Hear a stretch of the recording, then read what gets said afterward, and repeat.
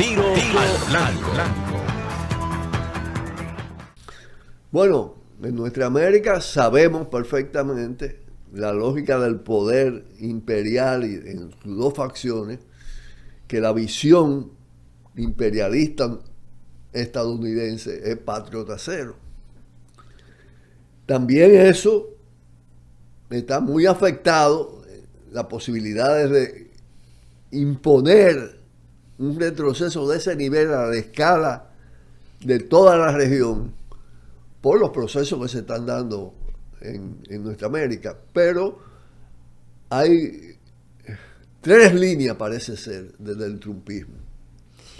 Su preferencia por los ultraconservadores neofascistas, que se reflejó en la toma de posesión, invitando exclusivamente a Noboa, a Milei, a Bolsonaro, pero de los jefes de Estado, el otro, ¿cuál es?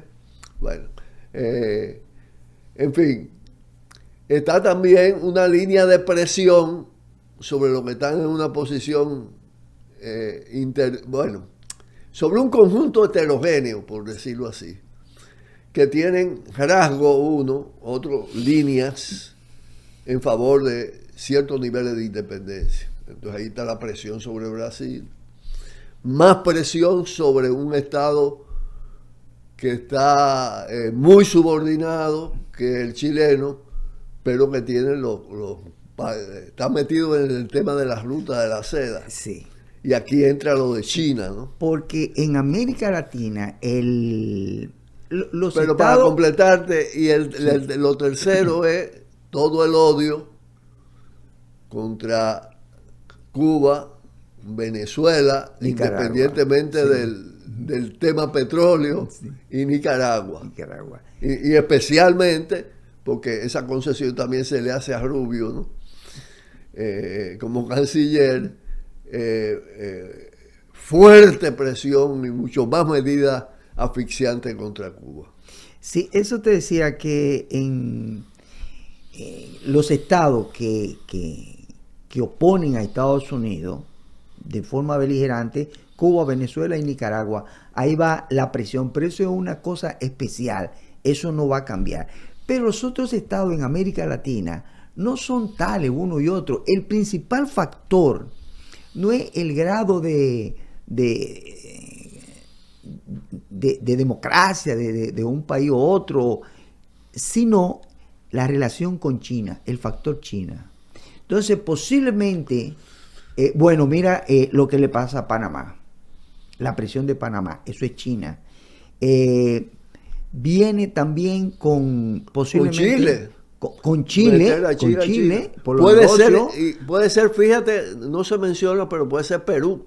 Perú, sí, por el puerto, se acaba de inaugurar el puerto, etcétera. Y hablar entonces también presión sobre Petro con el tema migración. Bueno, hay que decir que el plan sobre el tema migratorio para Centroamérica es casi la asfixia. ¿Me entiendes? El otro era Milei, era Bukele, que hace ahora de plataforma para recibir refugiados. Sí. Pero que cuando se habla de refugiados, bueno, está la xenofobia, está todo esto, pero eso tiene un efecto económico en las remesas. ¿Tú entiendes? Sí. Y eso mete en mayor crisis a Nicaragua, a Venezuela, a El Salvador. Esa es parte de la lógica. Está lo de México. En lo de México hay no solo el factor chino, ¿no? Sí, pero hay una cosa que no es tan determinante, porque México ha guardado mucha distancia respecto al tema chino, pero México, como Canadá, supieron aprovechar mejor que Estados Unidos el TLC. El mismo TLC. Y han creado una relación que Estados Unidos entiende desigual en materia comercial. Y entonces los revisten con el pretexto del fentanilo, de las mafias, de todo esto, para una línea que es constante, que hay que decirla, independientemente de los momentos y las negociaciones y las transacciones. Hay una línea anexionista, expansionista de parte de la administración. Sí, pero tenemos que plantearnos hasta dónde es posible el éxito de esa política de Estados Unidos. porque el mundo es dialéctico y dinámico. Y por ejemplo, México, que parecía muy débil por su dependencia económica con Estados Unidos, está resultando ser difícil de tragar para Estados Unidos. Sí, porque Unidos. El fenómeno del libre comercio ha creado también relaciones en términos de la implantación de las industrias. Exactamente. Hay industrias norteamericanas que tienen que apostar a México. El proteccionismo, como lo plantea Trump, fue la base de la política de desarrollo de la industrialización de Alemania. Pero eso fue en otra época, claro, donde los productos se hacían, como decía el anuncio aquí, desde la varilla inicial hasta la pintura final. Pero ¿qué supone? ¿Qué sucede? Ahora se han creado las cadenas globales de producción. Y incluso una pieza de un carro, como lo explicaba el ministro de Economía de México, puede pasar por 4 países hasta llegar a la pieza terminada. Una sola pieza. Es decir, que si tú le pones aranceles, ¿cuántas veces, por ejemplo, una pieza que pasa de México a Canadá, de Canadá a Estados Unidos, de Estados Unidos a México, de México otra vez vuelve?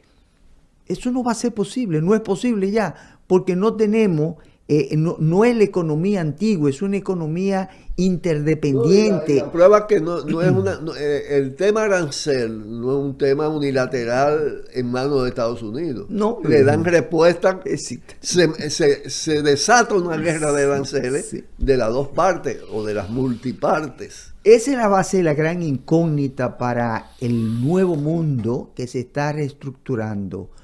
¿Cómo se va a reestructurar el comercio y las economías? Es una realidad que le hemos hablado, que quería desconocer absolutamente Estados Unidos y no ha podido, que es la multipolaridad y la multilateralidad. No, las acciones últimas eran un reconocimiento. Exacto. Bueno, el encuentro, en Riyadh. Sí. ¿A dónde está el tema?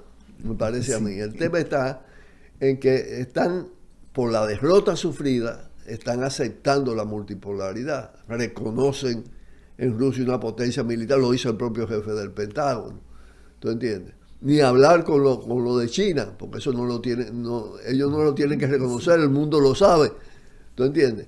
Pero una cosa es eso y otra cosa es aceptar, ceder en sus pretensiones de recuperar la hegemonía, los primeros escaños en el poder mundial. Ahí es donde está el asunto difícil. Y ahí entra, por eso explica que en un momento de negociación de los términos de la guerra que ya no podían sostener en Ucrania, en el escenario ucraniano con Rusia, la presión no es sobre Rusia, la presión se desplaza con mucho más intensidad hacia China, que China sin guerra estaba creciendo, avanzando cada día. Y los golpes tecnológicos últimos ponen a temblar a los Estados Unidos. Sí. Eso tiene, junto con otro problema que lo vamos a examinar en el próximo bloque, bueno, vamos a ir cerrando, que es la crisis interna de Estados Unidos. ¿Qué implica todo esto en términos de Estados Unidos? Y las rupturas internas que hay. Pero en términos globales hay también un reagrupamiento, que es quiénes van a ser los hegemónicos del poder norteamericano en el sistema mundial, en el sistema occidental, con los desplazamientos de Europa como están planteando.